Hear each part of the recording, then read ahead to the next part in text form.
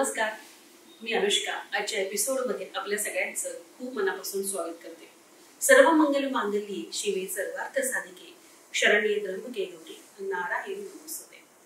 नवरात्राचे सगळीकडे वारे व्हायला लागलेत आणि अवघ्या काही दिवसातच नवरात्र उत्सव सुरू होतोय.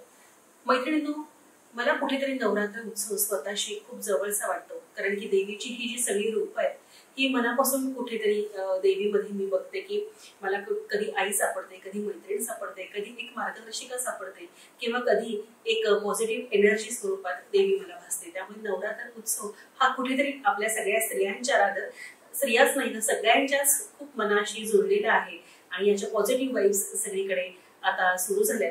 तर आज अशाच काही प्रश्नांची उत्तरं पॉडकास्ट मधून मी घ्यायचा प्रयत्न करतेय.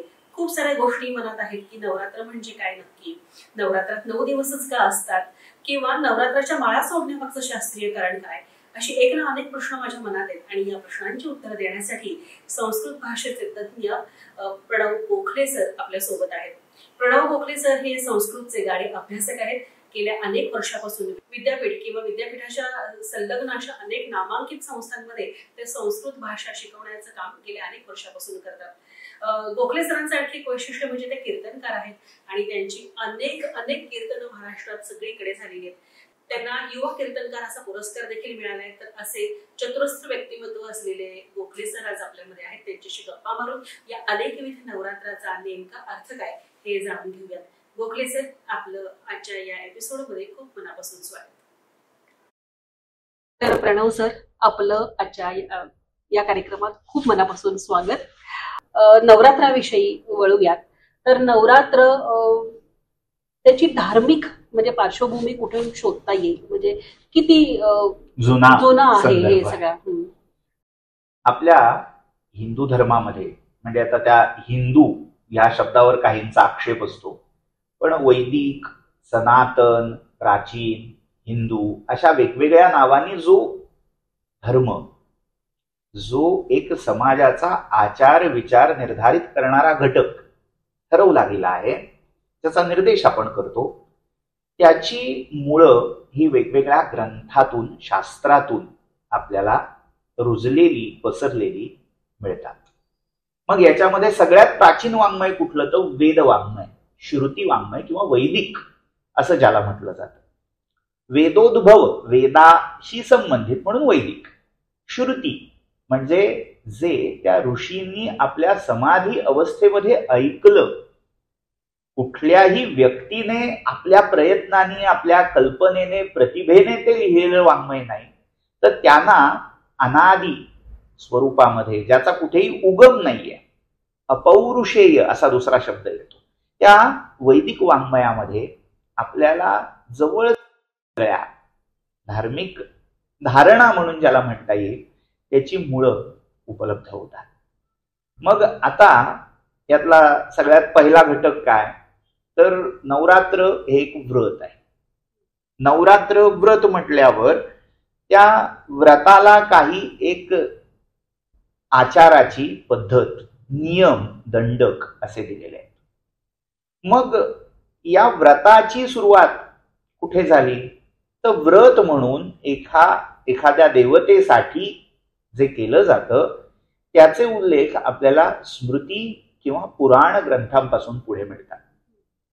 पण हा जो नवरात्र हा कालनिर्देश आहे, म्हणजे रात्र आणि 9 संख्यात्मक हे स्पष्टीकरण आपल्याला वैदिक काळात पहिल्यांदा पाहता येतं. त्यातला सगळ्यात उत्तम उल्लेख म्हणजे तैत्तिरीय नावाचा एक यजुर्वेदाचा शाखा विभाग आहे. त्या तैत्तिरीय संहिता आणि ब्राह्मण भागामध्ये काही यज्ञसत्रांचा उल्लेख मिळतो. मग ही यज्ञसत्र म्हणजे काही विशिष्ट कालावधीमध्ये ज्या यज्ञांचं अनुष्ठान केलं जातं अशी यज्ञसत्र. मग 3 रात्र चालणारा असेल, 4 रात्र चालणारा असेल, 5 रात्र चालणारा असेल, तसा 9 रात्र चालणारा यज्ञ, त्याचा नवरात्र असा उल्लेख आहे. आणि त्याला एक अर्थवादात्मक कथेची जोड दिलेली आहे. कथा अशी आहे की ह्या सगळ्या प्रजा म्हणजे थोडक्यात जीवसृष्टी प्रजापतीने उत्पन्न केली आणि प्रजा तर उत्पन्न केली खरी, पण त्या प्रजेला अन्न द्यायला तो प्रजापती विसरला. म्हणजे खाणारे तयार झाले, पण खाणं अजून तयार नाही. आणि या सगळ्या प्रजा भुकेने कासावीस होऊन प्रजापतीकडे गेल्या दाद मागायला की आम्ही काय खायचं, आम्ही जगायचं कसं. तेव्हा प्रजापतीने विचार केला काय बरं करता येईल, आणि त्या प्रजापतीने स्वतः यज्ञ केला. यज्ञाचं हे वैशिष्ट्य म्हणजे आजच्या समाजात जे महत्व व्रताचं आहे ते वैदिक काळामध्ये यज्ञाचं काही अंशी होतं. तर हे जे यज्ञ होते त्यातला नवरात्र नावाचा एक यज्ञ प्रकार, त्याचं अनुष्ठान या प्रजापतीने केलं. आणि त्यातनं 9च का, तर आपल्याकडे 3 स्तर मानले जातात, 3 लोक मानले जातात. त्रैलोक्य, त्रिभुवन असा शब्द आपण वापरतो. ते हे 3 लोक कोणते? भू म्हणजे पृथ्वी लोक, भुआहा म्हणजे अंतरिक्ष लोक, आणि स्वहा म्हणजे स्वर्गलोक, अंतरिक्ष अवकाशाच्या पलीकडे असणाऱ्या दिव्य स्वर्गलोक. हे 3 लोक, आणि त्या एकेका लोकासाठी 3 दिवस 3 रात्र असा कालावधी त्याने अनुष्ठान केलं. म्हणजे पहिल्या 3 दिवसात 3 रात्रीत जे अनुष्ठान पूर्ण झालं त्यामध्ये पृथ्वी लोकाला अन्न प्राप्त झालं. पुढच्या 3 दिवसामध्ये भुवर लोक, अंतरिक्ष लोकातल्या जीवांना अन्न प्राप्त झालं. आणि तिसऱ्या शेवटच्या 3 दिवसाच्या कालावधीमध्ये स्वर लोकातल्या जीवांना अन्न त्याने उपलब्ध करून दिलं. कशातून? तर त्या नवरात्रात्मक सत्रातून. हा उल्लेख आपल्याला वेदामध्ये, विशेषतः यजुर्वेदाच्या तैत्तिरीय शाखेच्या संहिता आणि ब्राह्मण भागामध्ये मिळतो. अथर्वण पारिशिष्ट म्हणजे अथर्ववेदाची पुरवणी ज्याला म्हणता येईल, त्यामध्येही या नवरात्राचा निर्देश आपल्याला मिळतो. आता इथे एक समान धागा असा आहे की अन्न प्राप्तीसाठी हे सत्र केलं, जीवांना अन्न प्राप्ती व्हावी. आता केवळ देवासाठी एक नियम म्हणून एवढाच भाग इथे मर्यादित राहिलेला नाही, तर सामान्य जीवाला अन्न. आता आपण जे नवरात्र साजरं करतोय त्याचा आणि अन्नाचा, धान्याचा काय संबंध आहे? स्वाभाविक आहे. आपल्याला भारतामध्ये जी शेतकीची कल्पना, ऍग्रिकल्चर असं आपण ज्याला म्हणतोय, त्याचे 2 हंगाम मानलेले, खरीप आणि रबी. आणि खरीपाचा हंगाम संपतो केव्हा? संपतो म्हणजे मुख्य त्याची पेरणी सगळा त्यातला कष्टाचा भाग झाला की पीक तयार केव्हा होतं, हाताशी केव्हा येतं, तो कालावधी म्हणजे हा नवरात्राचा कालावधी. तेव्हा पीक हाताशी आलंय, नव्या लोंब्या, नवी कणसं लागली, आणि त्या सगळ्या सस्य धान्य ह्याच्या समृद्धीला पाहून त्याच्यातली ती सृष्टी माता, पृथ्वी माता, ही तिची कृपा झाली, तिचा प्रसाद मिळाला, आणि ती आपल्यावर कृपा करते म्हटल्यावर तिच्याविषयी असणारी भक्ती, कृतज्ञता ही देखील व्यक्त केली पाहिजे. त्याच्यासाठीही काहीतरी एक उत्सव, त्याच्यासाठी काहीतरी एक आयोजन झालं पाहिजे. म्हणजे कुठेतरी शेतीशी हा उत्सव जोडला गेला. हीच गत आपल्या पूर्ण कालचक्रामध्ये, संवत्सर चक्र ज्याला म्हटलं जातं, वर्ष, एक वर्ष, त्या कालावधीमध्ये अजून 2 नवरात्रासाठी. केवळ आपण आज नवरात्र आता सध्या सुरू आहे म्हणून त्याचा विचार करतो आहोत, पण वर्षामध्ये ढोबळ मानाने 3 नवरात्र गणली जातात. आता ही कोणती? तर आत्ता जे सध्या सुरू आहे ते आश्विन महिन्यातलं, त्याला शरद ऋतूमध्ये येणारं म्हणून शारदीय नवरात्र म्हणून आपण ओळखतो. दुसरं नवरात्र जे आहे ते पौषामध्ये येतं, त्याला शाकंभरीचं नवरात्र म्हणतात. बरोबर. म्हणजे पौष अष्टमीपासून पौष पौर्णिमेपर्यंत शुक्ल पक्षात ते साजरं केलं जातं. तर ते शाकंभरीचं नवरात्र आहे, तेही एक देवीचंच रूप आहे. आणि अजून एक नवरात्र म्हणजे आपला वर्षारंभ, मराठी वर्ष जेव्हा सुरू होतं तेव्हा साजरं होतं, ते म्हणजे चैत्री नवरात्र किंवा ज्याला वासंतिक नवरात्र. आणि या तिन्हींचा संबंध प्रत्यक्ष अप्रत्यक्ष कोणत्याही पद्धतीने जरी पाहिला तरी भूमातेशी आहे, तिच्या सस्य समृद्धीशी आहे, तिच्यातनं उत्पन्न होणारी फळं, भाज्या, फुलं, या सगळ्याचा हातात यायचा कालावधी हा नवरात्राशी आहे. म्हणजे तोच भाग आपण रबीच्या हंगामाचा पाहू शकतो. भाज्यांची समृद्धी जेव्हा असते, म्हणून त्या शाकंभरीच्या नवरात्रात तिचा जो सगळा साज केला जातो, पूजा बांधली जाते, ती सगळी भाज्यांची सगळी पूजा असते. त्यामुळे नवरात्र हा केवळ म्हणजे आता हा भेद करणं खरं तर योग्य नाही, तर्कसंगत नाही, पण कुठेतरी समाजात हा मानला जातो. आजही तो रूढ आहे.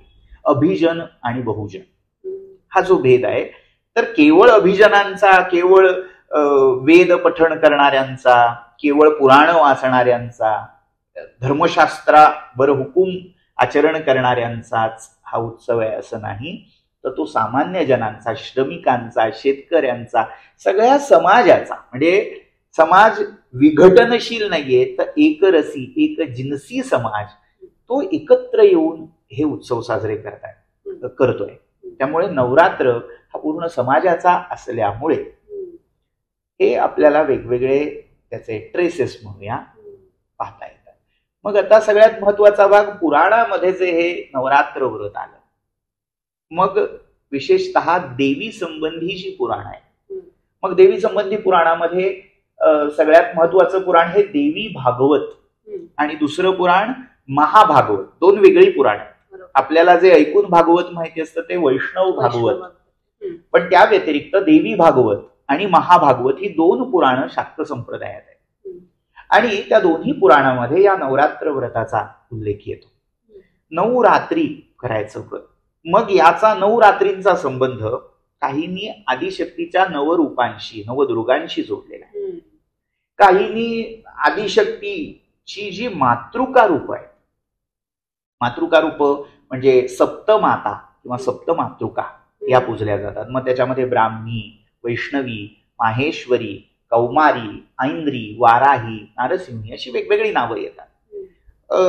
काही नावामध्ये भेद आहे, कल्पभेद म्हणा किंवा संप्रदाय भेद म्हणा. तर त्यांच्या पूजेसाठी एकूण या मातृका या 7 किंवा 8 मानल्या जातात. आणि या 7 किंवा 8 मातृकांच्या वर जी आहे ती आदिशक्ती आहे, तिला परांबिका असंही म्हटलं जातं. त्यामुळे त्या एकेका मातृकेची उपासना करीत करीत शेवटी परांबेपर्यंत पोहोचण्याचा हा व्रत आणि उत्सवाचा भाग म्हणूनही नवरात्राकडे पाहिलं जातं. आता जो रात्र हा शब्द आहे त्याचा विचार करावा लागेल. दिवस नाहीये तर रात्र. आता आपण आज जेव्हा पर्यटन बहुल असा समाज झालेला आहे, सगळे उठतात, ते फिरायला जातात. मग तेव्हा सुद्धा हिशोब देताना काय दिला जातो? 3 रात्री 2 दिवस किंवा 3 रात्री 4 दिवस. म्हणजे मुक्कामाला फार महत्व आहे, रात्री मुक्काम करणं. मग या व्रतातला सगळ्यात महत्वाचा जो उपासनेचा भाग आहे तो दिवसापेक्षा रात्री करणं, याला महत्व आहे. म्हणजे या कालावधीमध्ये केल्या जाणाऱ्या उपासना, साधना या रात्री करायची कथा आहे. आपल्याला असं वाटतं की देवाची उपासना ही दिवसा उजेडी करायला हवी, पण हे शक्तीपूजेचं वैशिष्ट्य आहे, ती जेवढी दिवसा उजेडी करायची तेवढीच ती रात्रीच्या अंधारातही करता येते. मग याच्यामध्ये थोडा तांत्रिक भाग कदाचित तो अनेकांना आक्षेपार्ह वाटतो, ग्राह्य वाटतो, समाजासमोर येऊ नये असंही वाटतं, पण तोही एक समाजाचा भाग आहे ज्याला वामाचार म्हटलं जातं. त्या वामाचाराच्या साधना दिवसा आणि रात्रीच्या अंधारामध्ये विशेष केल्या जातात. त्यामुळे शक्तीपूजा ही त्या वामाचाराशीही संबंधित आहे. शिव आणि शक्ती ही 2 दैवत अशी आहेत की ज्यांची उपासना कधीही केली जाऊ शकते. बाकीच्या देवतांना दिवसा उजेडीच उपासना करण्याचं एक बंधन आहे, नियम आहे. पण शिव आणि शक्ती, बघा, शिवाची उपासना महाशिवरात्र केली जाते किंवा प्रदोष काळ म्हणजे रात्रीचा पहिला प्रहर ही शिव उपासनेसाठी फार प्रशस्त मानलेला कालावधी आहे. तसंच आदिशक्तीच्या उपासनेसाठी हा रात्री काळ महत्वाचा असल्यामुळे दिवसांपेक्षा रात्रीचं महत्व या व्रतात अधिक असल्यामुळे मग आता या व्रताचं जे उत्सवीकरण झालंय म्हणजे उत्सव झालाय, त्यातली सेलिब्रेशन्स ही रात्रीच अधिक आहे. म्हणजे दांडिया, गरबा हा विषय कोंडला आहे.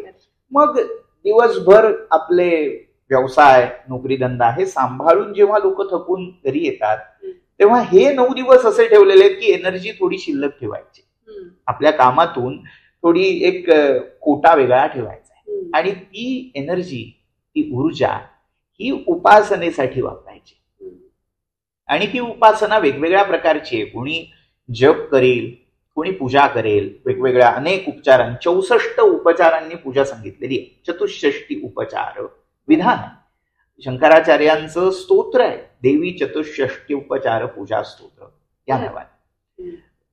मग अशी पूजा करेल. सगळ्यांना ते पूजा उपासना हे जमतच असं नाही. मग ज्यांना कलांचं वरदान लाभलेलं आहे, ज्यांना वेगवेगळ्या कलांमध्ये अभिरुची आहे, कोणाला गायता येतं, कोणाला नृत्य करता येतं, तर ते आपापल्या कलांच्या माध्यमातूनही ही शक्तीची उपासना करू शकतात.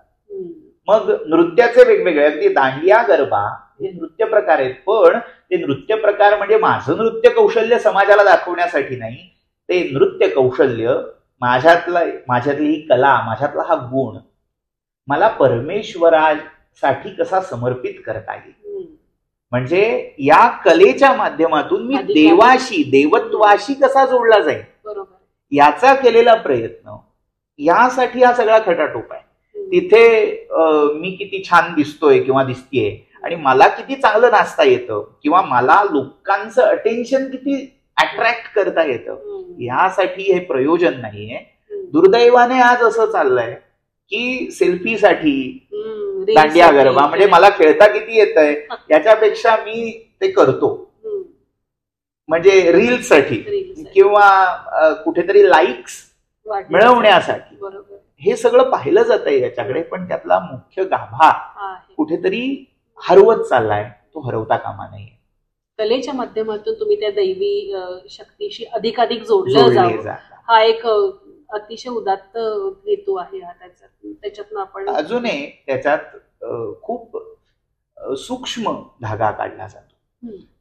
रात्र का हे थोडं हायपोथेटिकल वाटेल, पण ही देखील एक संकल्पना नवरात्रामध्ये आपल्याला दाखवता येते. आपल्या वर्षाचे 2 कालावधी गणले जातात. म्हणजे संवत्सर असा जेव्हा शब्द येतो त्याच्यानंतर येणारा कालगणनेतला शब्द म्हणजे अयन, उत्तरायण, दक्षिणायन. उत्तरायण हा देवांचा दिवस आहे आणि दक्षिणायन ही देवांची रात्र सांगितलेली आहे. आणि याच्या उलट दक्षिणायन हा पितरांसाठीचा दिवस आहे आणि उत्तरायण ही पितरांसाठीची रात्र आहे. आता आपण हा भाग सगळा पाहतोय तेव्हा कालावधी लक्षात घ्या. साधारण आषाढ शुद्ध एकादशीच्या दिवशी देवशयनी एकादशी असं तिला नाव आहे. देव झोपतात, मग भगवान विष्णू शेषशय्येवर शयन करतात अशी कल्पना आहे. पण एकूणच सगळ्या देवी शक्ती, त्या दैवी शक्तींचा विश्रांतीचा कालावधी म्हणजे दक्षिणायन सुरू झालाय. आणि या दैवी शक्तींच्या विश्रांतीच्या काळामध्ये सुद्धा जसे आपले रात्रीचे प्रहर आहेत, आज आपण तासावर मोजतो. पूर्वीच्या काळी भारतामध्ये प्रहर, याम या स्वरूपात कालगणना दिवसाची केली जायची. मग 4 प्रहर दिवसाचे आणि 4 प्रहर रात्रीचे, म्हणजे साधारण 3 तासाचा एक प्रहर असं आपल्या सोयीसाठी गणना करायला हरकत नाही. मग रात्रीचे जे 4 प्रहर होते त्यातला जो शेवटचा प्रहर आहे त्यावेळी उठणं अपेक्षित आहे. धर्मशास्त्र जेव्हा सांगतं की माणसाने रात्रीच्या 4थ्या प्रहरी जागं व्हावं, आत्मचिंतन करावं, ध्यान करावं, आपला आन्निकातला पूर्व भाग सगळा सूर्योदयाच्या आधी पूर्ण करावा. हा जसा माणसाला नियम आहे तसा देवानाही आहे. देव आषाढ शुद्ध एकादशीला झोपले आणि ते रात्रीच्या त्यांच्या 4थ्या प्रहरी, म्हणजे काय तर हा साधारण जो प्रहर लागतोय रात्रीचा तो लागला पहिला प्रहर केव्हा तर आषाढात लागला पहिला प्रहर. आणि ते प्रहर आणि मासाचं गणित, पक्षाचं गणित आपण बसवत गेलो तर रात्रीचा त्यांचा 4था प्रहर म्हणजे कार्तिक महिना येतो. म्हणजे मध्यरात्र, पूर्वरात्र, अपररात्र आणि त्यातली जी मधला काळ म्हणजे 2 आणि 2 4 प्रहर आपण मानले. त्याचा संधी काळ, ज्याला निशीथ काळ म्हटलं जातं, तो निशीथ काल हा भाद्रपदात येतोय. अच्छा. भाद्रपद आणि अश्विन. भाद्रपदातला कृष्ण पक्ष, अश्विनातला शुद्ध पक्ष, हा साधारण रात्रीचा देवांचा पहिला दुसरा प्रहराचा कालावधी, दुसरा प्रहर संपून तिसरा प्रहर सुरू व्हायचा कालावधी. म्हणजे थोडक्यात मध्यरात्र नुकतीच सरली, उत्तर रात्र अपररात्र सुरू झाली. आता देव उठणार आहेत पुढच्या महिन्यात, कार्तिक महिन्यामध्ये देव उठणार आहेत. आता गंमत काय, आपण घरचं दृश्य थोडं डोळ्यासमोर आणू. घरातले आई बाबा आहेत, तर आधी कोण उठतं? म्हणजे याच्यात स्त्री पुरुष समानता किंवा अशी आधुनिक तत्व लावायची काही गरज नाही. पटकन घरातली कामं आटोपणं, सगळं साफसफाई करणं, ह्या सगळ्या दृष्टीने आई पहिली उठते. जर नारायण हे जगतपिता असतील तर जगन्माता ही महालक्ष्मी आदिशक्ती आहे. त्यामुळे पित्या आधी माता उठणं हा भाग आहे. म्हणजे नवरात्र म्हणून आपण जेव्हा पाहतोय तेव्हा खरं तर हा उठायचा देवांचा कालावधी नाही. आता त्यातला दुसरा भाव असा आहे की तिला जाग केलं जात आहे, आईला उठवलं जात आहे. मग जेव्हा आसुरी शक्ती, कारण देवांचा रात्रीचा काळ म्हणजे असुरांच्या उत्थानाचा काळ आहे, आसुरी शक्तींच्या नकारात्मक ऊर्जांच्या उत्थानाचा काळ म्हणजे हा दक्षिणायनाचा काळ आहे. आणि त्यांचा जेव्हा शिखर बिंदू, त्या जेव्हा त्यांच्या चरमसीमा असा शब्द वापरतात की टोकावर असतं, शिखरावर त्यांची शक्ती पोचलेली असते, तेव्हा आपल्या लेकराला वाचवणारं कोण? ती आदिशक्ती. त्यामुळे पित्यापेक्षा लेकरांना पहिली हाक मारावी ती आईला वाटते. म्हणून नारायणाला न उठवता आदिशक्तीला जाग केलं जातं. त्यामुळे आदिशक्तीचा जागर हा आपल्याला इथे दिसतो. म्हणून याला देवी भागवत किंवा महाभागवतामध्ये काही ठिकाणी या नवरात्राला अनवसर काल, अवसर म्हणजे उठण्याचा काळ किंवा एखादी गोष्ट करण्यासाठी जो योग्य अवसर म्हणतो ना, संधी, त्या दृष्टीने ह्या काळाला अनवसर म्हटलंय. म्हणजे खरं तर उठायचं नाहीये पण उठावं लागतंय. जसं एखाद्या मुलाला, लहान मुलाला काही रात्री लागलं, भूक लागली, तहान लागली, शिशू लागली, तर ते हाक मारतं कोणाला? आईला. क्षुधा तृषार्ता जननीम स्मरती, शंकराचार्यांचं वाक्य आहे. तर तसं ते लेकरू आईला जाग करत आहे. महिषासूर असेल, चंडमुंड, शुंभ निशुंभ अशा आसुरी शक्तीने जेव्हा या जनतेला, जीवांना पछाडलं, तेव्हा त्यांना पहिली आठवली आई. आणि आईचा जागर करण्याचा कालावधी म्हणून ही नवरात्र संकल्पना. खूप डीप आणि खूप वेगळा थॉट आज मला वाटतं आपल्या प्रेक्षकांना मिळालाय. तर इतका अँगल, या अँगलनी आपण कधी, म्हणजे मी तरी कधी असा विचार केला नव्हता. जे परंपरागत चालत आलंय की देवीचा उत्सव आहे, मग त्याच्या मागे नेमकी धारणा काय आहे, तर हे आज तुमच्याशी बोलताना खूप क्लिअरली सगळ्या गोष्टी जाणून, म्हणजे समजल्या जात आहेत. तर तुम्हाला थांबावंसं वाटत नाहीये, पण पुढे म्हणजे आता हे नेमकं कसं साजरं केलं जातं विविध प्रांतांमध्ये आणि आता स्पेसिफिकली महाराष्ट्रामध्ये, तर त्याविषयी काय सांगा? उपखंडाचा जेव्हा आपण विचार करतोय, प्रत्येक प्रदेशाचा, प्रत्येक प्रांताचा हा नवरात्री उत्सव त्यांच्या त्यांच्या परीने वेगळा होतो. म्हणजे सगळ्यात प्रसिद्ध नवरात्र उत्सव कुठला भारतातला, तर तो बंगालमध्ये. पण गंमत खरी अशी आहे, आपण नवरात्र मानतो पण तिथे तो षडरात्र किंवा त्रिरात्र प्रकारातला मुख्य भाग आहे. म्हणजे षष्ठीच्या रात्री देवीला जाग केलं जातं आणि षष्ठीपासून नवमीपर्यंत हा मुख्य दुर्गा पूजेचा तिथे कालावधी आहे. आणि दशमीच्या दिवशी विजयादशमी, दशहरा म्हणतात, तर त्या दिवशी समाप्ती केली जाते, विसर्जन केलं जातं. पण आपण जेव्हा तो साजरा करतोय तेव्हा त्याचा कालावधी महाराष्ट्रातला विशेषतः घटस्थापना पहिला दिवस, आश्विन शुद्ध प्रतिपदा.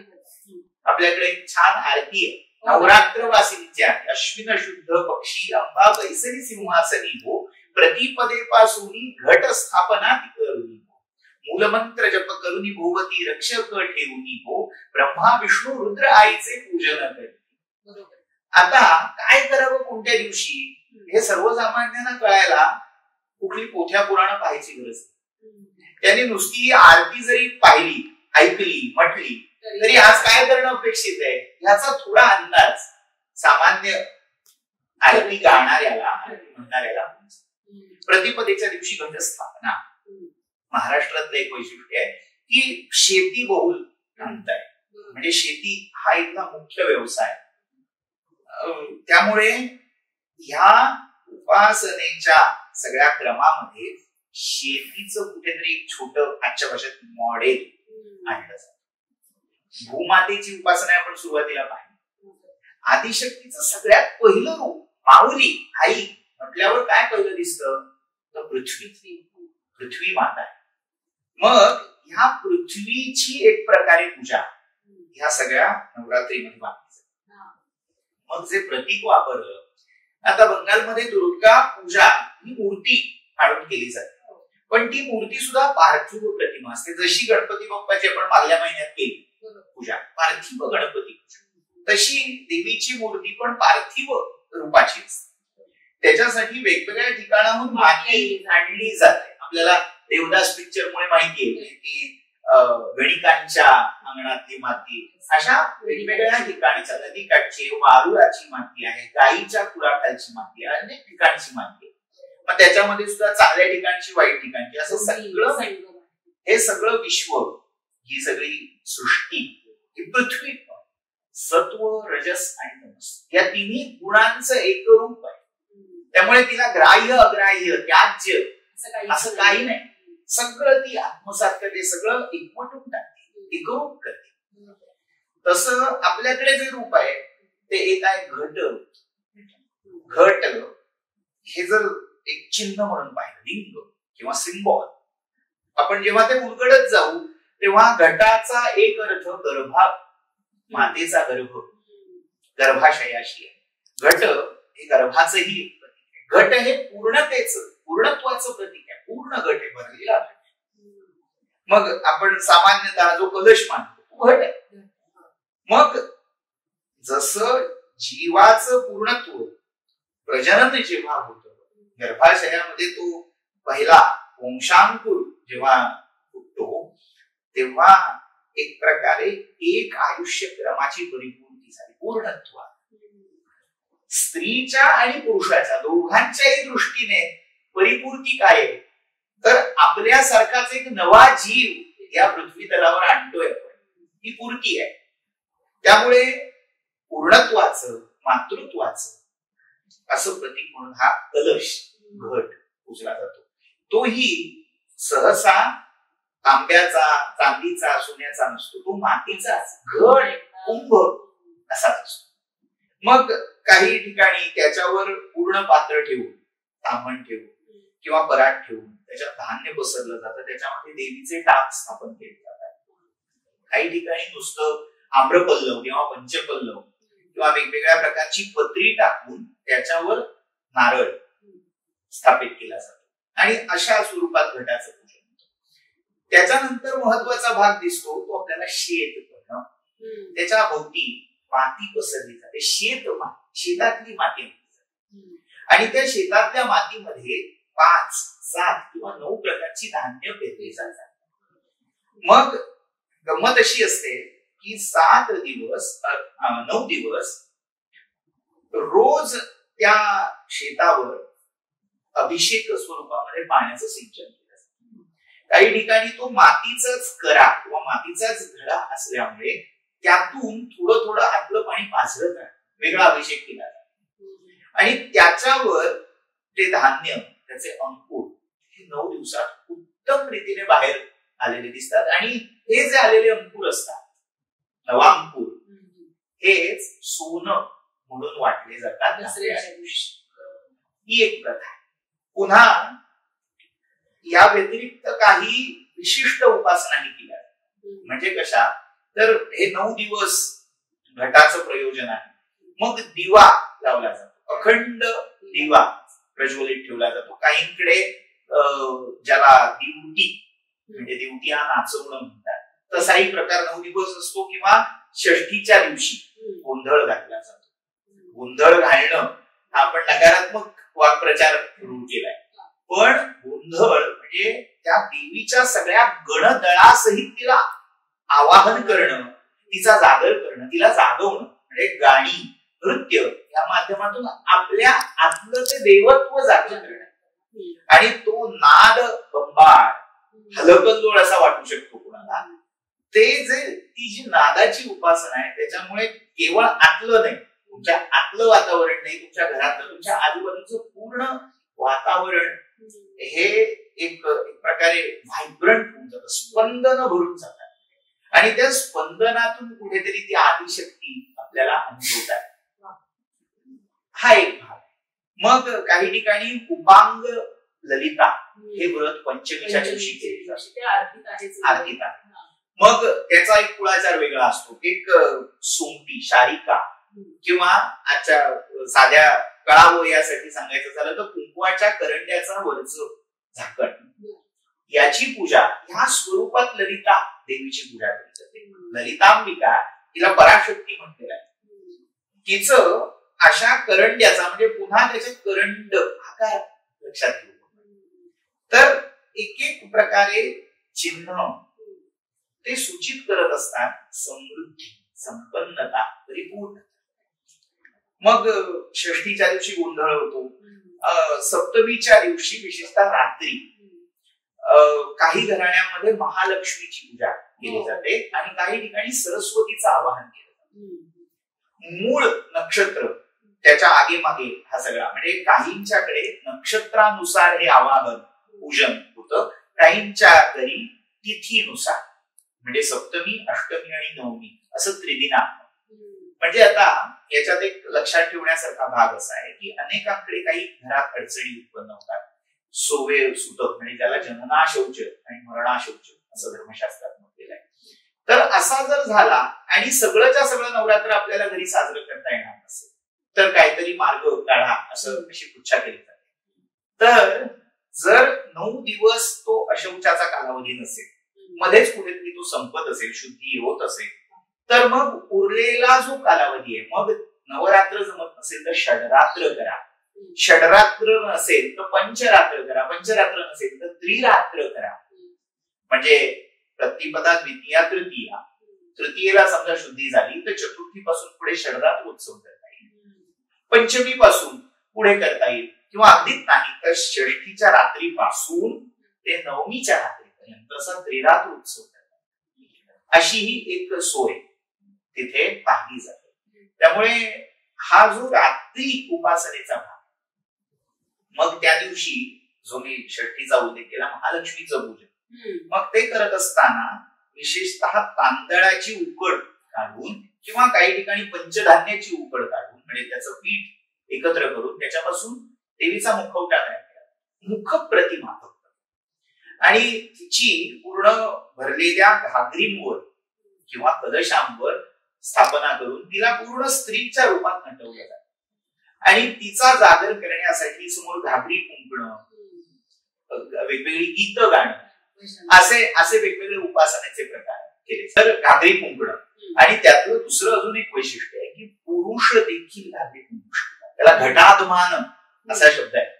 आता एक प्रकारे ती यौगिक प्रक्रिया पण आहे, म्हणजे रिकामी घागर धुपवून घेणं आणि तिच्यात कुंकर घालणं आजच्या हेल्थ कॉन्शियस लोकांनाही तो एक उत्तम व्यायाम होऊ शकतो. म्हणजे जोरात मला कुंकर मारता येते, त्याचा आवाज घुमवता येतोय, हे आपली फुफ्फुस, आपलं हृदय हे निरोगी आहे, त्याचं प्रतीक आहे.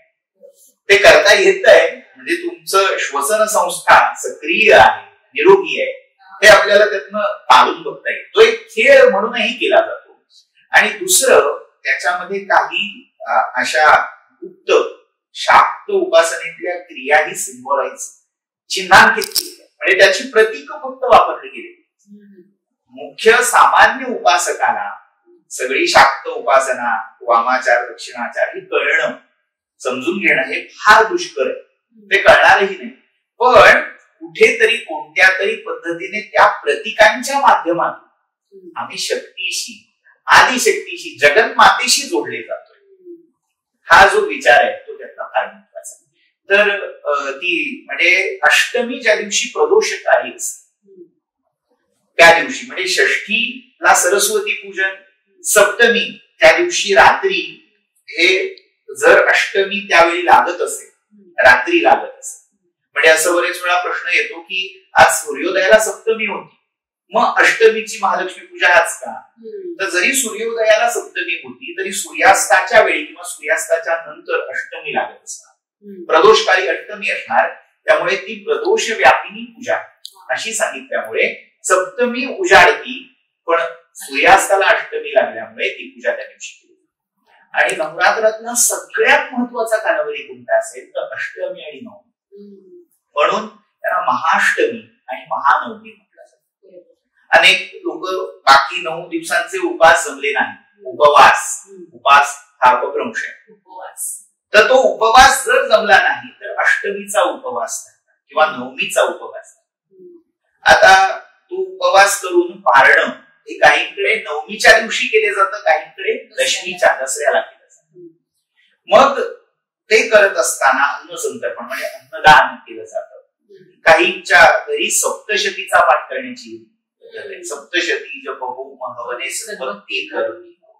मग दुर्गा सप्तशतीचा पाठ हाही फार महत्वाचा आहे. दुर्गा सप्तशती हे आदिशक्तीचं वाङ्मय रूप आहे. जसं भागवत पुराण हे भगवान विष्णूंचं किंवा श्रीकृष्णाचं वाङ्मय रूप आहे, तसं सप्तशती ही आदिशक्तीचं वाङ्मय रूप आहे. म्हणजे त्यातला एक एक शब्द, एक एक अक्षर म्हणजे केवळ भाषा म्हणून नव्हे तर ती साक्षात आदिशक्ती मानली. तिचा जप, तिचं पारायण म्हणजे काय, तुमच्या घरात त्या आदिशक्तीला जाग करणं, इन्व्होक करणं, हाच भाव त्या उपासनेचा आहे.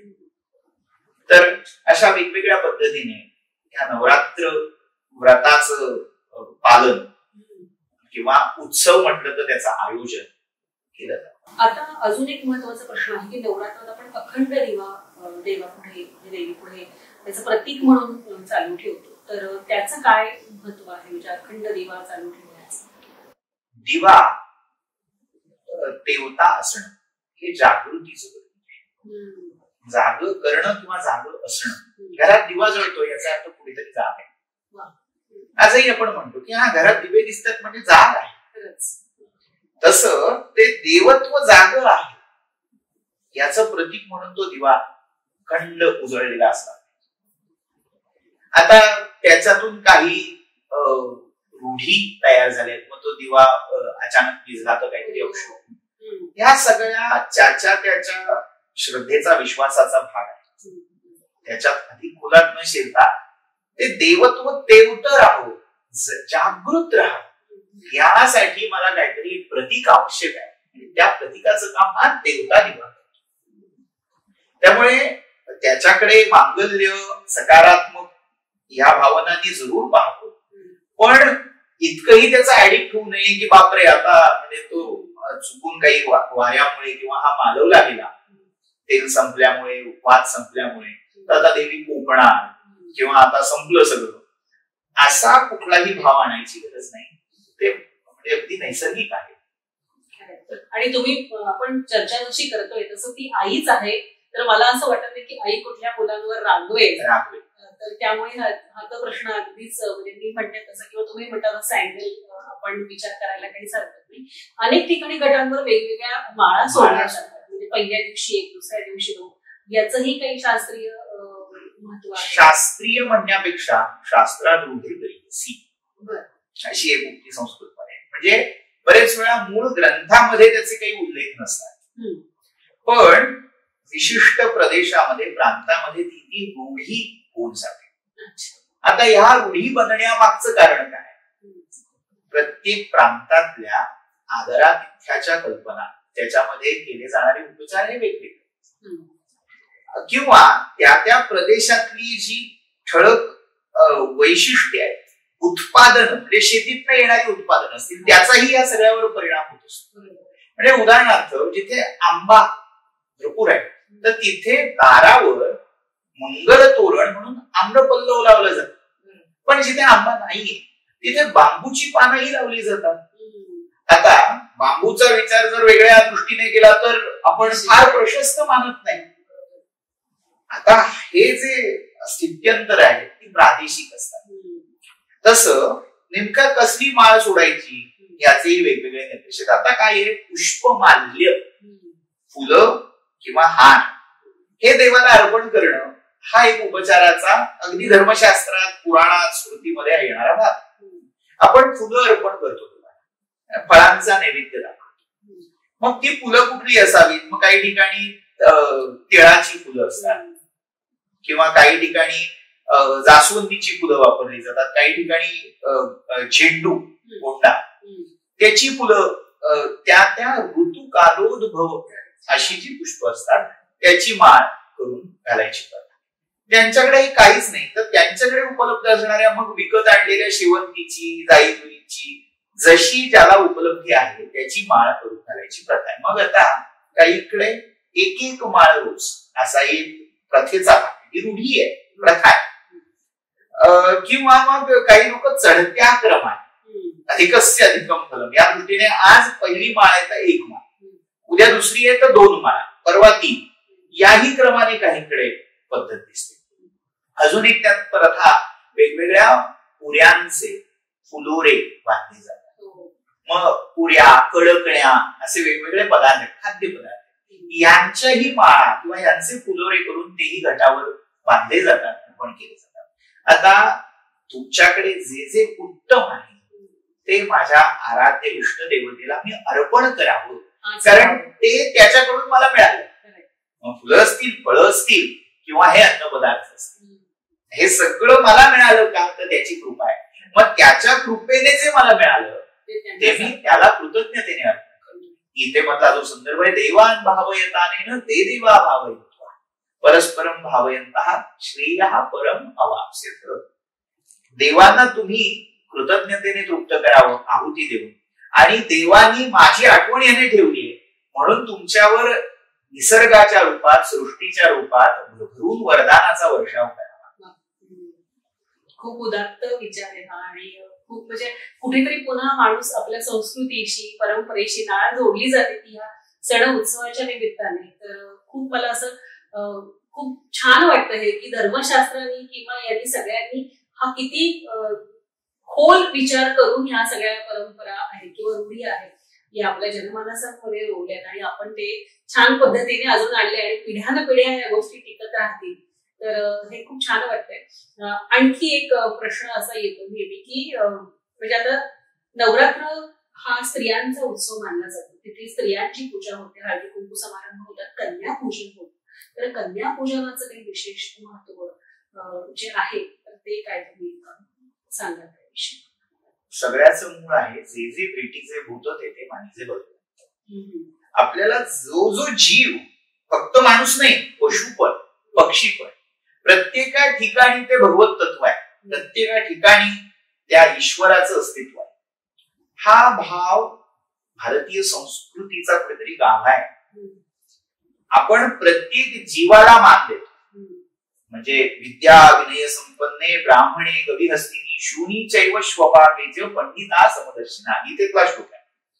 सगळीकडे समदृष्टी असणं हा एक गाभा, आणि त्याच्या पलीकडे जाऊन विशिष्ट पर्वणीवर, विशिष्ट आकारामध्ये, विशिष्ट एका वातावरणामध्ये त्याची पूजा करणं, हा अजून त्यातला स्पेशलाइज्ड असं म्हणूया असा.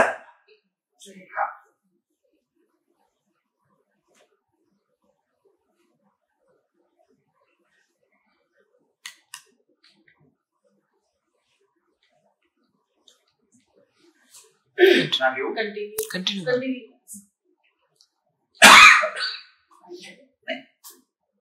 तर तसं स्त्री रूपामधलं ते परमात्मा, मुळात परमात्म्याच्या ठाई पुरुष आणि स्त्री असा लिंगभेद नाही. न स्त्री न षंडो न कुमान न जंतू, म्हणजे तो परमात्मा या सगळ्याच्या पलीकडे. पण तरीही जेव्हा जेव्हा ज्या रूपाची आवश्यकता असते त्यानुसार तो प्रकट. त्यामुळे आपल्या धर्माच्या संस्कृतीच्या दृष्टीने प्रत्येक व्यक्ती ही पूजनीय आहेच. मग ती कुमारी आहे, म्हातारी आहे, वृद्ध आहे, अगदी विधवेलाही पूजलेला आहे आदिशक्तीच्या पूजेमध्ये. म्हणजे हा एक फार नकारात्मक संदेश आणला जातो कुठं तरी, अयोग्य आहे की विधवांना फार विचित्र दृष्टीने तुमच्या समाजाने, धर्माने पाहिलं, त्यांना त्याचे मानलं. तर आदिशक्तीच एक रूप, विधवा रूपातही आदिशक्ती धूमावती म्हणून पूजली जाते. दशमहाविद्या हे जे आदिशक्तीची जी रूप आहे त्याच्यामध्ये धूमावती या रूपात आदिशक्ती विधवा म्हणून पूजली जाते. म्हणजे कुठल्याही प्रकारच्या रूपाला त्याज्य मानलेलं नाही. म्हणजे मी हे सांगतोय अशासाठी की कुमारी पूजन असं म्हणत असताना बाकीच्यांची पूजाच करायची नाही का, बाकीच्यांना त्याज्य हेय दृष्टीने बघायचं का, तर तसं नाही. प्रत्येक रूपाला आम्ही ईश्वराचा कुठेतरी संबंध आणून त्याचं रूप त्याच्यात पाहण्याचा प्रयत्न करतो. तसं कुमारी हे म्हणजे ज्याच्यामध्ये पुन्हा एक नवा समाज घडवण्याची क्षमता आहे, पण सुप्त रूपात आहे, कलिका रूपात आहे. मग ते जे अस्फुट असणारं मातृत्व आहे त्याला ते मातृत्वाच्या कळा प्रकट होण्याआधीच त्याची पूजा बांधली. म्हणजे मग तो कालावधीही सांगितलेला आहे. वयोगट साधारण 2 ते 3 वयोगटापासून ते ऋतुप्राप्तीपर्यंत. याचा अर्थ लगेच एक आक्षेप असा होतो की मग त्यानंतर ती अपूज्य होते का. या शक्ती पूजेमध्ये जे मातृत्व कलिका स्वरूपात आहे, अजून अस्फुट यौवना असं जिला म्हटलं जातं, तिच्याच पूजेचं विधान हे विशेष सांगितलेलं आहे. म्हणजे एका तंत्रग्रंथामध्ये जो संदर्भ दिलाय तर आदिशक्तीची पूजा सुवासिनीच्या सौभाग्यवतीच्या रूपात केली जाते. आपण सुवासिनी पूजन करतो, त्यांना जेवायला बोलावतो, पण त्याच्यापेक्षा म्हणजे 10 सुवासिनी जेवायला घातल्याचं, त्यांची पूजा केल्याचं जे पुण्य आहे ते एका कुमारिकेच्या पूजनात असा. म्हणजे आता हा चढता क्रम आपल्याला लक्षात ठेवा. तर अशी कुमारी सुलक्षणा अशी शोधून तिची पूजा बांधली जाते. आता ही व्यक्तिपूजा आहेच, पण व्यक्तिपूजेपेक्षा तिच्या ठाई जे तत्व विद्यमान आहे, ज्या स्वरूपामध्ये ज्या गुणविशेषांमध्ये ते विराजमान आहे, त्यांची केलेली ही पूजा आहे. त्यामुळे सुवासिनी पूजा ही मातृत्वाची पूजा आहे आणि कुमारिकेची पूजा ही अस्फुट मातृत्व, म्हणजे जे अजून मातृत्व आलं नाही पण शक्यता आहे, संभावना आहे, शक्ती आहे, त्याची केलेली पूजा म्हणजे हे कुमारी पूजा. आपण एक वेगळा विचार आहे. आणि आता अनेक ठिकाणी म्हणजे नवरात्र इज इक्वल टू वेगळ्या रंगाच्या साड्या आणि वेगळी देवीला म्हणजे आज हा रंग तो रंग, हेही एक आजकाल खूप त्याचं प्रस्त आहे. आणि अर्थात आम्ही पण हे फॉलो केले आधी अनेक वर्ष. तर त्याच्याविषयी काही आहे का याच्यामध्ये की हे की पुन्हा हे जस्ट फॅड आहे. व्रताचा उत्सव होताना जी स्थित्यंतर होतात, आपण हे पाहिलं मूळ व्रत म्हणून ते कुठेतरी सुरू झालं. आता ते व्रत म्हणूनच मर्यादित ठेवावं आणि त्याचं सेलिब्रेशन होऊ नये का व्हावं, हा ज्याच्या त्याच्या विवेकाचा आणि श्रद्धेचा विषय असं मला वाटतं. त्यामुळे त्याज्य ग्राह्य याच्यावर मी काही बोलू इच्छित नाही. मी आता जे बोलतोय ते फक्त मुळात काय आहे, अपेक्षित काय आहे, तेवढं सांगण्याचा माझा प्रयत्न. या सगळ्यामध्ये जेव्हा उत्सव हा अधिक अधोरेखित व्हायला लागतो, लोकांना त्यातला सेलिब्रेशन मूड हा ऑन व्हायला लागतो, म्हणजे त्यातली पावित्र्य भावना, समर्पणाची, भक्तीची भावना कुठेतरी विसरली जाते किंवा पुसली जाते. तेव्हा मग माणसाला जे आवडतं, ज्याच्यामध्ये त्याला स्कोप आहे, त्या सगळ्या गोष्टी, पुन्हा मी आजचा शब्द वापरतो, एक्सप्लोर केल्या जातात. म्हणजे मला फॅशन करणं आवडतं, मला वेगवेगळे अलंकार, वेगवेगळ्या प्रकारचे कपडे घालायला आवडतात, मला शो ऑफ करायला आवडतं.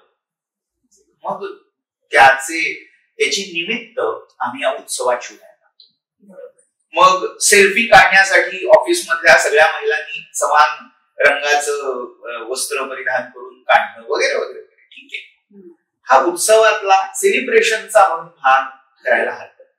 आता त्याच्या मागे एक काही नव मतवाद्यांनी, नव ज्योतिष असा एक नवीन संप्रदाय आहे की मूळ ग्रहगणित, खगोलीय घटना याच्यावरून केले जाणारे ठोकताळे हा एक ज्योतिषातला भाग, आणि त्याच्यानंतरचा आज त्या ग्रहांवरून संख्याशास्त्र, न्यूमरोलॉजी किंवा त्यांचे रंग, प्रत्येक आकड्याचा एक रंग, प्रत्येक ग्रहाचा, मग त्या ग्रहाचा जो वार आहे त्या वारानुसार रंगसंगती घालणं, हे सगळे नव विचार याच्यामध्ये गूढ झाले. अर्थात त्याच्याही मागे शेवटी काय, हे सगळं सृष्टीचं गूढ आहे. प्रत्येक गोष्ट त्या परमात्म्याशी कुठेतरी जोडलेली आहेच. त्यामुळे रंग, तो रंग त्या वारी परिधान करणं, ह्याच्या मागे काही असे गूढ संकेत आहेतही. आणि बरेच वेळा त्यानुसारच ही आखणी केली जाते. म्हणजे साधारण जर तुम्ही पाहिलं तर रविवार हा सूर्याचा आहे. मग सूर्य संबंधी जेवढे रंग असतील ते रविवारी दिले जातात. मग तांबडा, भगवा, लाल या स्वरूपाचा, किंवा मंगळ त्याचाही रंग लाल. मग मंगळवारी तुम्हाला त्या लाल किंवा मग लाल मधल्या वेगवेगळ्या छटा या वापरल्या जातात. चंद्र मग त्याचा पिवळा किंवा पांढरा, मोतिया हा रंग आहे. मग याच्या मागेही कुठेतरी त्यांनी या सगळ्याचा विचार केलेला असू शकतो. पण तो भाग हळूहळू विसरून त्यापेक्षा ते सेलिब्रेशन, फोटो काढणं, इकडे लोकांची प्रवृत्ती, कल अधिक दिसतो. योग्य का अयोग्य हे ज्याचं त्याने विवेकावर त्याच्या ठरवावं. पण ह्यातला जो मूळ गाभा उपासना, संयम हा विसरला जातो. म्हणजे हे जरूर करावं. काय समाज जेव्हा एकत्र येतोय, त्याला एकत्र येण्यासाठी, त्याला सकारात्मक वळण मिळण्यासाठी जी जी निमित्त आहेत ती जरूर साधावी. पण त्याच्या मागचा गाभा विसरून यामध्ये जरूर त्या रंगाची साडी त्या दिवशी परिधान करावी, फोटो काढावे, सेल्फी काढावे. पण आपलं नवरात्र आहे, त्या दिवशी मी देवीच्या कोणत्या रूपाशी जोडली जाणार आहे त्याचा काहीतरी विचार, शक्य झालं तर देवीची कोणती तरी उपासना, मग ती सूत्र पठण असेल किंवा अगदी समाजामध्ये एखाद्या दुर्बल घटकाला मी केलेली मदत असेल. पण हा सगळा भाग माझ्या सोशल मीडियावर, अकाउंटवर जास्त लाईक मिळावे किंवा माझं व्यक्तिगत महत्व वाढावं, मला एक वलय प्राप्त व्हावं ह्यासाठी नसून ती मी आदिशक्तीची उपासना म्हणून करते. त्या रूपात एखाद्या भुकेलेल्याला जर मी अन्न दिलं तर हा मी देवीला दाखवलेला नैवेद्य या भावनेतून हे 9 दिवस करणं, नियमाने करणं, सातत्याने करणं हे अपेक्षित आहे. म्हणजे यातला सोहळा जरूर असावा, पण त्या सोहळ्याला कुठेतरी आत्मसंयम, उपासना यांचीही जोड असणं तितकंच आवश्यक आहे.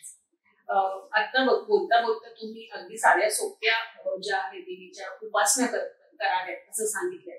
तर तुम्ही काही अशा छोट्याशा साधन उपासना सांगू शकता का, की जेणेकरून आपण ह्या 9 दिवसामध्ये त्या करू शकतो, म्हणू शकतो? अगदी सगळ्यात सोपी साधना म्हणजे जी आपल्या सगळ्या संतांनी एकमुखाने सांगितलेली ती नामस्मरण आहे.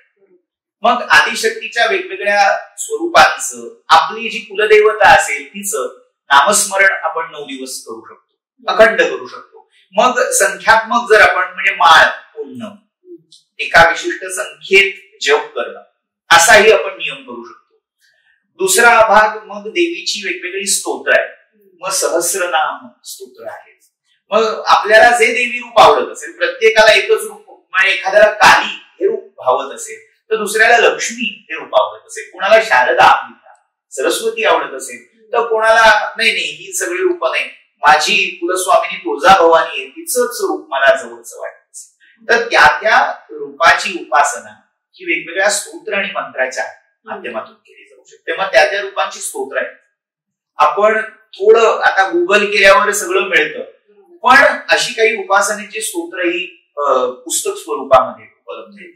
मग देवी स्तोत्र रत्नाकर एक संकलन आहे. मग त्यामध्ये ह्या सगळ्या रूपांची स्तोत्र आपल्याला उपलब्ध होऊ शकतात. मग त्याच्यात सहस्रनाम, शतनाम किंवा अगदी काही नाही तर दुर्गा वात्रिंशन नाममाला आहे. या स्तोत्रांचं नियमाने पठण करू शकतो. मग रोज तुम्ही एक नवीन स्तोत्र पठण करू शकता किंवा एकच स्तोत्र 9 दिवस विशिष्ट संख्येत म्हणू शकता. त्याचे आवर्तन, जसं गणपती अथर्वशीर्ष आहे तसं देवी अथर्वशीर्ष आहे, त्याचं पठण केलं जाऊ शकतं. श्री सुक्त आहे, देवी सुक्त आहे. पण पुन्हा मी तिथे एक बंधन, एक दंड आठवण करून देऊ इच्छितो की जी वैदिक सूक्त किंवा अथर्वशीर्षासारखी सूक्त आहे त्याला संथा घेऊन विशिष्ट त्याची जी म्हणण्याची पद्धत आहे ती पहिल्यांदा समजून घ्यावी आणि नंतरच त्यांचं पठण व्हावं. नाही तर सर्वसामान्य सगळ्या उपासकांसाठी किंवा साधकांसाठी पुराणोक्त स्तोत्र किंवा अगदी मराठीमध्येही अगदी मराठीतलं दुर्गा स्तोत्र छान ओवीबद्ध स्तोत्र आहे किंवा रेणुकेचं अष्टक आहे, पंचक आहे, विष्णुदास कवींनी माहूरच्या रचलेलं आहे, तर त्यांचा आपण उपासना म्हणून नक्कीच विचार करू शकतो. मगापासून आपण सगळं जे वातावरण, चैतन्य, लहरी किंवा आपण स्पंदन या विषयावरती बोलतोय, तर नवरात्रामध्ये असं काय वेगळं असतं की जेणेकरून आपण त्या तत्वाशी जोडलं जाऊ शकतो? किंवा असं अनेकदा आपण म्हणतो की घरामध्ये आपण कुंकुमार्चन करतो, तर ते कुंकुमार्चन करताना सुद्धा तुम्ही ते कुंकू देवीला अर्पण करता, अर्चन करता त्याचं, तर त्यामध्ये सुद्धा ते व्हायब्रेशन्स असतात असं मी ऐकलं. तर यावरती थोडा प्रकाश टाकला तर छान वाटतं. भौतिक शास्त्राच्या दृष्टीने प्रत्येक गोष्ट ही स्पंदन स्वरूप आहे, व्हायब्रेशन, ऊर्जा, आणि ऊर्जेचं पहिलं व्यक्तरूप म्हणजे स्पंदन.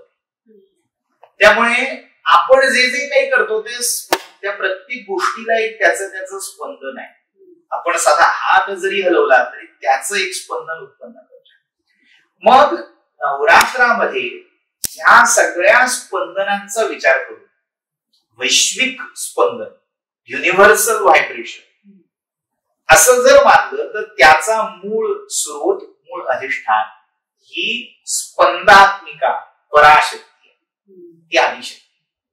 मग तुम्ही स्तोत्र म्हणा, कुंकुमार्चन करा, दुर्गा सप्तशतीचं पारायण करा, किंवा अगदी काही नाही तर नृत्य, गीत, ढोलण्याची गाणी असतील, ओव्या असतील, ह्या प्रत्येक कृतीतून ती स्पंदन जाणतात. आणि त्या स्पंदनांच्या मागे जो तुमचा संकल्प आहे तो हा जगदंबे प्रीत्यर्थ हा संकल्प आहे. म्हणजे काय, आपण प्रीत्यर्थ हा शब्द वापरतो, प्रीतीसाठी, तिला आवडावं म्हणून. मी जे काही करतोय ते तिला आवडेल का हा विचार आपण जर ठेवला. आपण कुंकुमार्चन करत असताना माझ्या शत्रूचं वाटोळं व्हावं किंवा मला पैसा मिळावा ह्या संकल्पाने जर ते कुंकू तिच्या चरणावर वाहत असू तर ते तिला प्रीत्यर्थ होणार आहे का, तिला आवडणार आहे का? म्हणजे माझं लेकरू, माझं बाळ कसं असावं ते तिला जसं अपेक्षित आहे तसं आपण वागलो तर ती तिची सर्वात उत्तम उपासना होणार. त्यामुळे कुंकुमार्चन असेल, स्तोत्रपठण असेल, कोणतीही उपासना घ्या, त्यातली प्रत्येक कृती, प्रत्येक स्पंदन आपल्याला त्या मूळ मायेशी जोडत आहे, तिच्या जवळ आपल्याला घेऊन जात आहे. कारण ह्या विश्वातल्या प्रत्येक कृतीच्या मागे जी ऊर्जा आहे, जी शक्ती आहे, जे स्पंदन आहे ते तिच्यापासून आलं.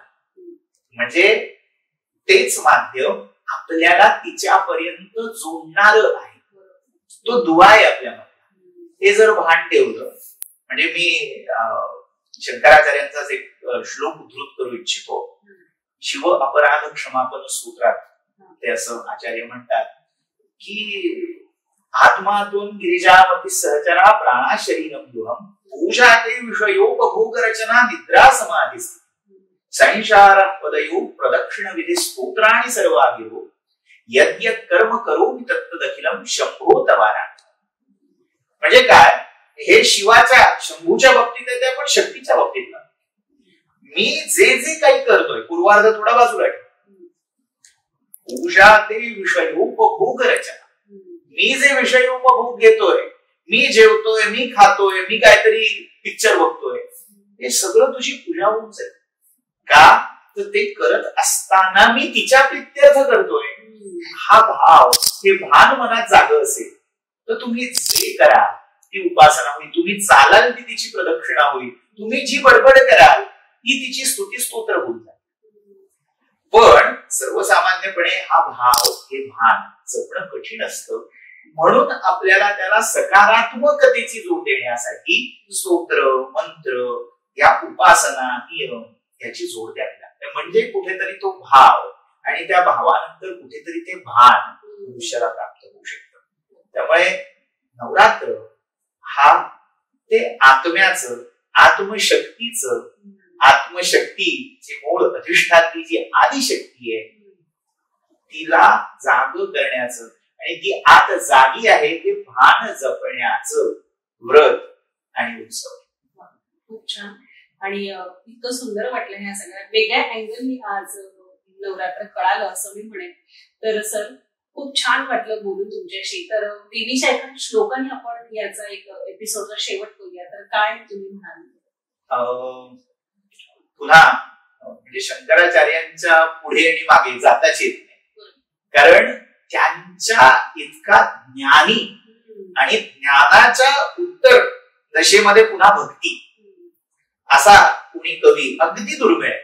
अनेक आचार्य भारतीय संस्कृतीमध्ये झाले, पण आचार्य शंकरांचं स्थान सर्वोपरी मानलं जातं. तर त्यांचं एक सौंदर्य लहरी नावाचं स्तोत्र आहे, आणि त्या सौंदर्य लहरी स्तोत्राचा जो समारोप आहे तो मला फार मोलाचा वाटतो. म्हणजे आधी श्लोक उद्धृत करतो आणि त्यातला आशय काय तोही सांगतो.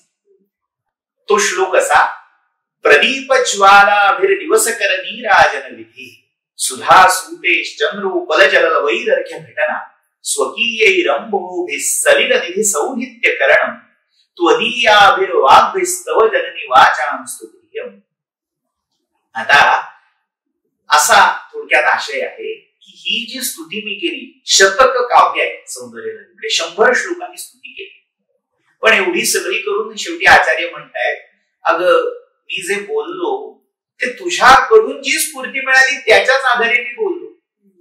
सूर्यनारायणाची आरती करायला एखादा इवलासा दिवा प्रज्वलित करावा आणि सूर्याला ओवाळावं, किंवा चंद्राला अर्घ्य देताना त्या चंद्रकांतातून पाझरलेल्या त्या बिंदूंनीच त्याला त्याची पूजा बांधावी, किंवा समुद्राला गंगेला अर्घ्य देताना समुद्राचं किंवा गंगेचंच पाणी गुंजळीत घ्यावं आणि तिच्यामध्ये रित करावं.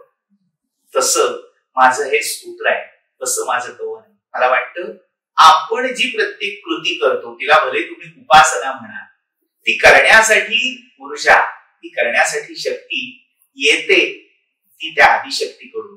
त्यामुळे तिच्याकडून घेऊन तिचं तिला अर्पण करणं हीच सर्वोत्तम उपासना. खूप छान. आणि याच नोटवरती आजचा पॉडकास्ट इथे थांबूया.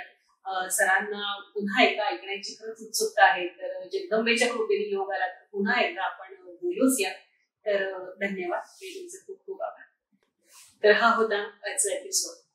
आजचा एपिसोड तुम्हाला कसा वाटला याविषयीच्या कमेंट्स नक्की करा. आणखी 2 गोष्टी मंडळी, तुम्हाला जर नवरात्राच्या आणखी 2 वेगळ्या ट्रेडिशन बघायचे असतील तर यावरती ऑलरेडी मी 2 व्हिडिओ केलेले आहेत. त्याची लिंक मी खाली डिस्क्रिप्शन बॉक्स मध्ये दिलेली आहे. एक व्हिडिओ आहे जो कोकणस्थ जी महालक्ष्मी बनवली जाते अष्टमीच्या काळात, तर त्या महालक्ष्मीवरचा तो व्हिडिओ आहे, तोही नक्की बघा, त्याची लिंक आहे. आणि दुसरा बंगालची जी सिंदूर खेला पद्धत आहे ती पुण्यामध्ये साजरी केली जाते आणि त्याचा एक व्हिडिओ मागच्या वर्षी मी बनवलाय, त्याचीही लिंक मी डिस्क्रिप्शन बॉक्स मध्ये दिली. हे दोन्ही व्हिडिओ नक्की बघा आणि अशाच नवीन विषयासकट पुन्हा भेटूयात पुढच्या पॉडकास्ट मध्ये. नमस्कार.